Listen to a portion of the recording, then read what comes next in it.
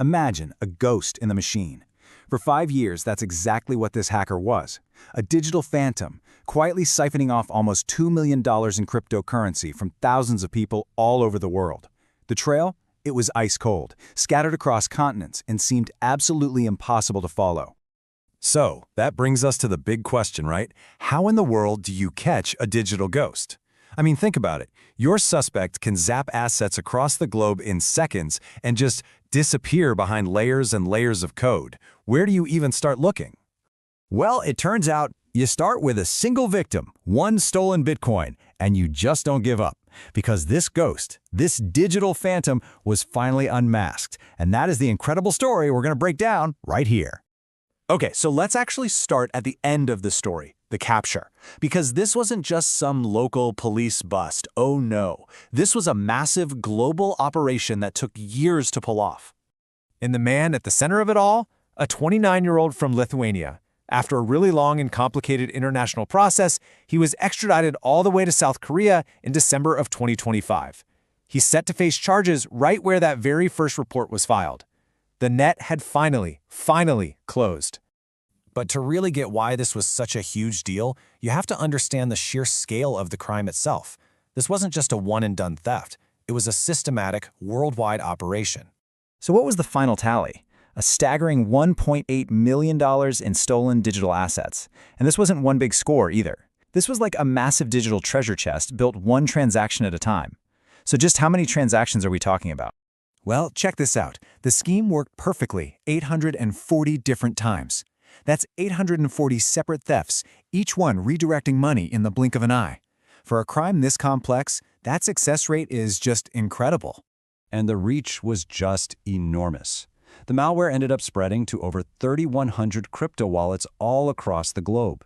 From South Korea to who knows how many other countries, thousands of people had this digital thief just lurking on their computers, waiting for the perfect moment to strike. Okay, so this is the crucial part. How did he actually do it? How did one person infect thousands of computers and pull off so many heists? Well, the method was kind of genius. It was both brilliantly simple and super sophisticated at the same time.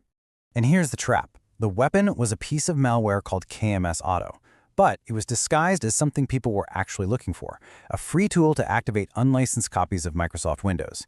You know, it's the classic Trojan horse trick, just for the digital age. The technique itself is called memory hacking. And yeah, it sounds really complex, but think of it like this. The malware is just sitting there, silently watching your computer's short-term memory. When you copy a crypto wallet address to send money, the malware sees it, and in that split second before you can even hit paste, it swaps that address with the hackers. You'd never, ever notice the change. So let's just break it down into 4 simple steps. First, you've got the lure. Someone downloads what they think is a helpful tool. Second, the infection. The malware buries itself deep inside the computer. Third, the swap. The second a crypto address gets copied, that malware springs into action. And finally, the theft. The money zips off to the hacker, and the victim is left totally confused. It's a perfect automated crime. So, with a crime this slick and a suspect this well hidden, how on earth did law enforcement ever catch up? Let's take a look at the manhunt. It was this painstaking 5-year journey of following tiny digital breadcrumbs all across the planet. This timeline really puts the whole chase into perspective. It all kicked off with just one report way back in August 2020. From there, as more victims popped up, police began the super slow work of tracing the money through exchanges in 6 different countries. It took them all the way until late 2024 to finally put a name to the ghost, raid his home in Lithuania, and then a full year after that, get him extradited. And listen, this never would have happened without a huge international effort. You had investigators from South Korea working hand-in-hand with Lithuania's Ministry of Justice, their prosecutors, and their police, all coordinated through an Interpol Red Notice. It's a pretty amazing example of global teamwork against cybercrime. When they finally did raid his place, they found the motherlode. They seized 22 items in total. We're talking multiple phones, laptops, and all sorts of other devices. These were the actual physical tools of a digital ghost, finally dragged out of the virtual world and into a police evidence locker. So, what's the big lesson here?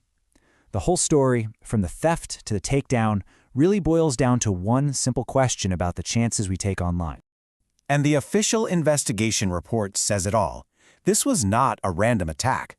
The hackers specifically went after people who were trying to get something for nothing, people looking for a free way to get around paying for software.